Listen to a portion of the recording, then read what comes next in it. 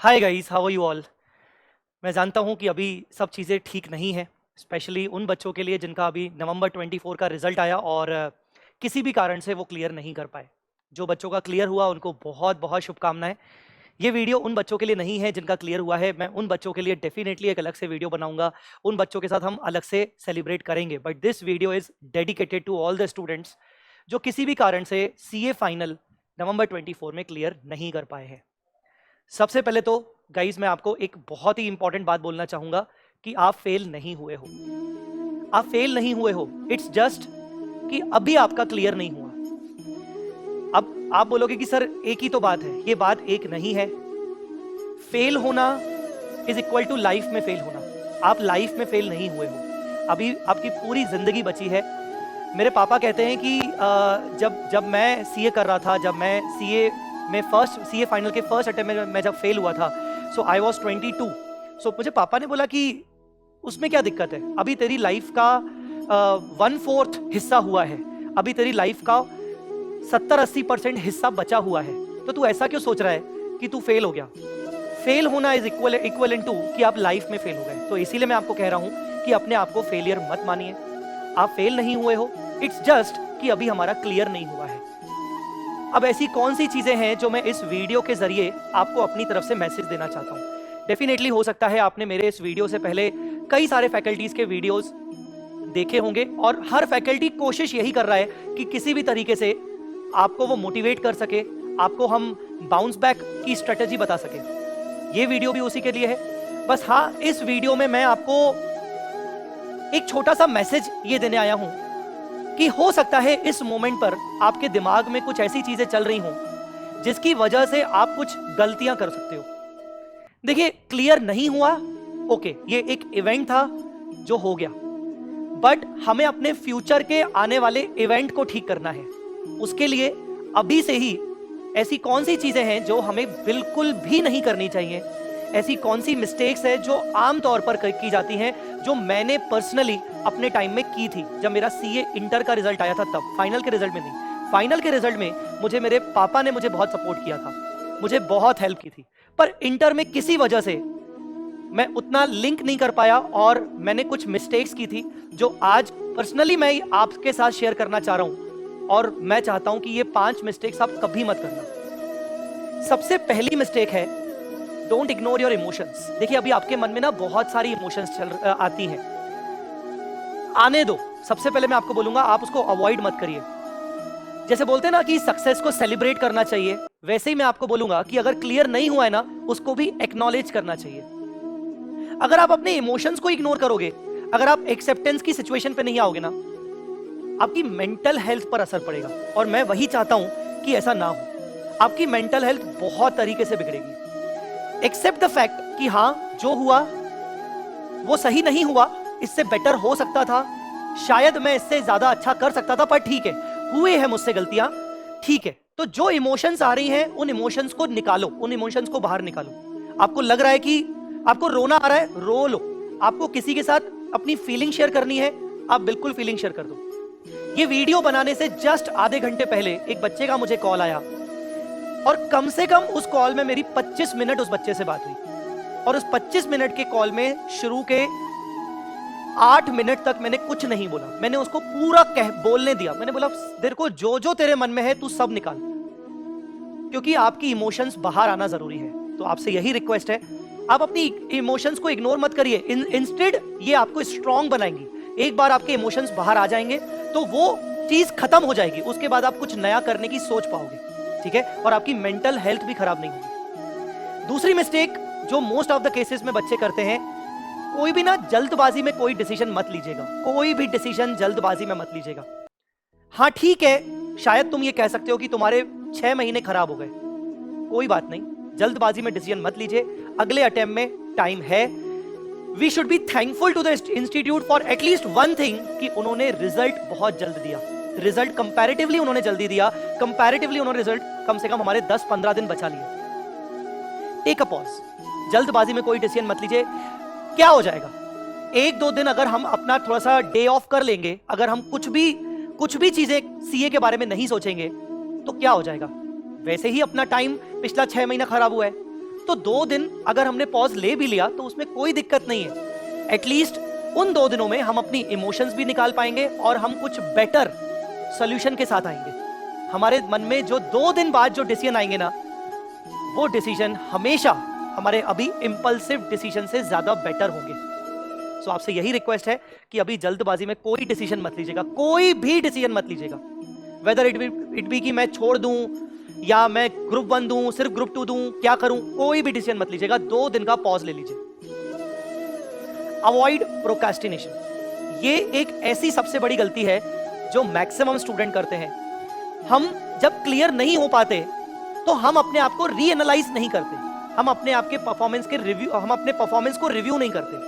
हम कहते जरूर है कि मैं कॉपी बुलवा लूंगा, हम शायद कॉपी बुलवा भी लेते हैं, बट उसके बाद कॉपी बुलवाने से सिर्फ कुछ नहीं होगा। आपको यह देखना है कि आपने पिछले 6 महीने में जो परफॉर्मेंस अपना किया, मेहनत जो की, एग्जाम के अंदर नहीं, एग्जाम से पहले के जो 6 महीने में आपने मेहनत की, उसमें क्या कमी रह गई। आपको अपने परफॉर्मेंस को रिव्यू करना है। आई एम नॉट सेइंग कि आपको अपनी कॉपी को रिव्यू करना है, बिकॉज जो भी आप अपनी कॉपी में लिख के आए हो वो पिछले 6 महीने, 8 महीने, 1 साल की मेहनत हुई होगी।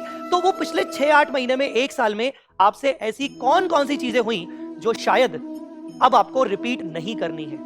तो अपने आप को रिव्यू करिए, रिव्यू करना जरूरी है। सेल्फ एनालाइज करना बहुत ज्यादा जरूरी है, उसमें आपकी हेल्प सिर्फ आप ही कर सकते हो। अपने आप को अंडर एस्टिमेट करने की जरूरत नहीं है। अगर ऐसा मन में फीलिंग आ रहा है कि मैं ही क्यों, शायद मैं लायक नहीं हूं इस कोर्स के, ऐसा कुछ भी नहीं है। इट्स जस्ट कि आपका ये दिन अच्छा नहीं था। इट्स जस्ट कि शायद 2024 आपके लिए नहीं बना था। इट्स जस्ट कि अगला साल आपके लिए है। It's just like that only.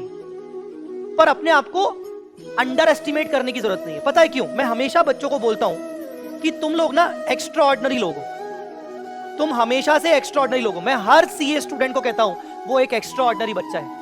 जिस सीए स्टूडेंट ने सीए जिस दिन स्टार्ट किया था, जिस दिन तुमने डिसीजन लिया था कि तुम्हें सीए करना है, जिस दिन तुमने सीपीटी सीए फाउंडेशन क्लियर किया था, उसी दिन से तुम एक्स्ट्रा ऑर्डिनरी बन चुके थे। बिकॉज तुम्हें पहले से ही पता था कि ये कोर्स तुम्हें बहुत तरीके से टॉर्चर करने वाला है, तुम्हें पहले से ही पता था। और वो पता होने के बाद भी तुमने ये डिसीजन लिया, तो तुम तो एक्स्ट्रा ऑर्डिनरी हो गए ना। तुम तो उस दिन से एक्स्ट्रा ऑर्डिनरी हो गए। तुम्हें तो पहले से ही पता था कि चीजें हमेशा तुम्हारे फेवर में नहीं रहेंगी। तो फिर अपने आप को अंडर एस्टिमेट करने की जरूरत ही नहीं है। इट्स जस्ट कि कुछ चीजें हमारे कंट्रोल में नहीं है। पर हाँ, हमारे कंट्रोल में क्या है? हमारे कंट्रोल में है अपने आप को रिबूट करना।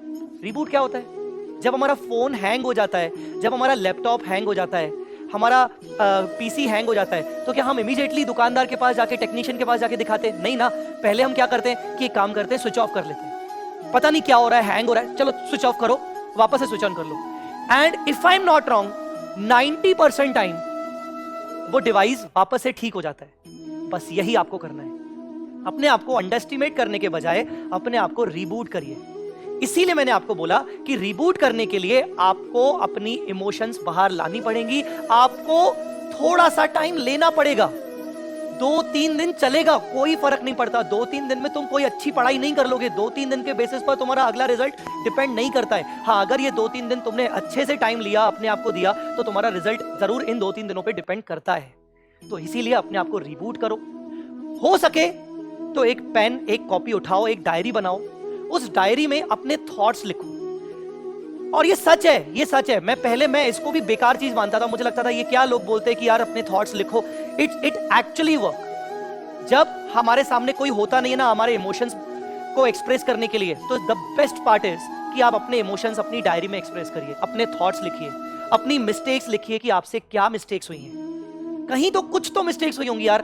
ऐसा कोई व्यक्ति नहीं बना इस दुनिया में जिससे कोई मिस्टेक नहीं हुई होगी। आज जिसकी AIR 1 आई है, उसने भी बोला होगा कि अरे यार मेरे 508 मार्क्स आए, I could do have better. मेरे 515 आ सकते थे, मेरे 520 आ सकते थे, ये मिस्टेक हो गई मुझसे। मिस्टेक हर किसी से होती है। स्टार्ट करो लिखना। कहां आप पीछे रह गए, कहां आपसे कौन सी कमी रह गई, ये लिखो। आपके गोल्स कौन से हैं, आपको जिंदगी में आपको क्या अचीव करना है। ये जब लिखना शुरू करोगे तो डेफिनेटली चीजें बेटर होंगी, चीजें पॉजिटिव होंगी। तो अपने आप को रिबूट करिए। और हाँ, उसमें ये जरूर लिखना, अपने आप को प्रॉमिस जरूर करना कि अगली बार, अगले अटेम्प्ट में मैं सीए क्लियर कर लूंगा। मैं सीए जय चावला सीए, आपका जो भी नाम है, मैं बन जाऊंगा। अपने आप से प्रॉमिस करिए, अपनी मिस्टेक्स को लिखिए ताकि वो मिस्टेक्स आप अवॉइड ना करें। And the best most important thing is give up मत करो यार, हार नहीं माननी है। मैंने कहा ना शुरू में, मेरे पापा ने मुझे कहा था, भाई क्या दिक्कत है, मतलब तू अगर 22 साल का हो गया, तू 26 साल का भी हो जाएगा तो मुझे कोई फर्क नहीं पड़ता। तेरी जिंदगी का सिर्फ 1/4 1/3 हिस्सा ही तूने अभी तक जिया है, तुझे अभी 2/3 या मे बी 3/4 हिस्सा अभी और जीना है, तो क्या दिक्कत है? तुझे अभी और बहुत सारे फेलियर्स दुनिया में देखने हैं, पर फेलियर को एज अ फुल स्टॉप की तरह मत देख। तुझे आगे बढ़ना है। हाँ, फेलियर हुआ है, एक कॉमा लग गया है जीवन में, जिसके आगे बहुत सारी कहानी लिखना बाकी है, ठीक है? सो गिव अप मत करिए। मैं ये नहीं कह रहा हूं कि कोई ऐसा डिसीजन लीजिए जिससे कोर्स आपको छोड़ना पड़े। कोर्स छोड़ना है, नहीं छोड़ना है, ये आपका पर्सनल डिसीजन हो सकता है। जिंदगी में गिव अप मत करिए, बहुत सारी बेटर चीजें आपके लिए हैं। भगवान ने आपके लिए डेफिनेटली कुछ ना कुछ अच्छे बेटर प्लान्स बना के रखे हैं। सो बस यही कहना चाहूंगा कि इन 5 मिस्टेक्स को अवॉइड जरूर करना। ये 5 मिस्टेक्स अभी बिल्कुल मत होने देना। मैं यकीन से कह सकता हूं कि ये तुम्हें तुम्हारे जीवन में आगे बढ़ने के लिए बहुत ज्यादा काम करेगी। आई होप इस वीडियो से आपको अगर 1% भी अफेक्ट हुआ हो, 1% भी अगर आपको लगा हो कि हाँ चीजें सही कह रहा है सामने वाला, तो बस मेरा काम हो गया। आई होप आप बेटर तरीके से चीजें आगे बढ़ा पाओगे आफ्टर वॉचिंग दिस वीडियो अगर अच्छा लगा तो लाइक जरूर करना। एंड हाँ, मैं आपके साथ हूँ। अगर आपको कोई भी गाइडेंस चाहिए, अगर आपको एफआर से रिलेटेड कोई भी गाइडेंस चाहिए, आप इसी वीडियो के कमेंट में जरूर लिखिए, मैं डेफिनेटली आपको हेल्प करूंगा। अगर आपको कोई गाइडेंस पर्सनली चाहिए हो, आप मुझे आइदर कॉल कर सकते हैं या फिर आप मुझे व्हाट्सएप कर सकते हैं। I will definitely ready to help, ठीक है? चलिए बच्चों, अपना ध्यान रखिएगा, अपना ख्याल रखिएगा। आपके लिए पूरी जिंदगी अभी और बची हुई है, बहुत कुछ आपको अचीव करना है। Thanks a lot guys, take care, bye bye, love you all.